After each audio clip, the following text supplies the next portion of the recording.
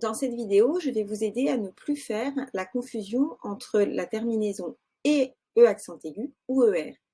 Remarquez bien que cette confusion n'existe qu'avec les verbes du premier groupe, aussi avec le verbe aller qui est le seul verbe dont l'infinitif est en ER alors qu'il n'est pas du premier groupe. Par exemple, avec le verbe manger, si vous entendez manger, vous ne savez pas si c'est manger et accent aigu ou ER. On entend en effet le même son, mais manger et accent aigu est un participe passé, alors que manger ER est un infinitif. Mais si je remplace le verbe du premier groupe qui me pose problème par un autre verbe du deuxième ou du troisième groupe, la plupart du temps, la confusion n'existera plus. Par exemple, finir, verbe du deuxième groupe, fait son infinitif en ir, finir, son participe passé en i, fini. Prendre, du troisième groupe, devient pris au participe passé. Ou encore mordre, troisième groupe également, devient mordu.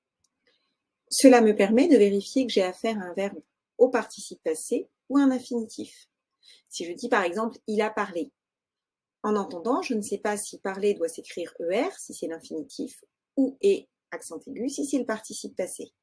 Mais si je le remplace par un verbe du troisième groupe, par exemple mordre, je me demande « il a mordre » ou « il a mordu » et je trouve beaucoup plus facilement que ma phrase sonne mieux avec « il a mordu ». C'est donc bien un participe passé. Je dois donc écrire « il a parlé » et accent aigu, puisque parler était au participe passé et non pas à l'infinitif. Évidemment, une fois que je sais qu'il s'agit d'un participe passé en « et » accent aigu, je dois encore me poser la question de son accord, au masculin ou au féminin, au singulier ou au pluriel, mais cela, nous le verrons dans une autre vidéo.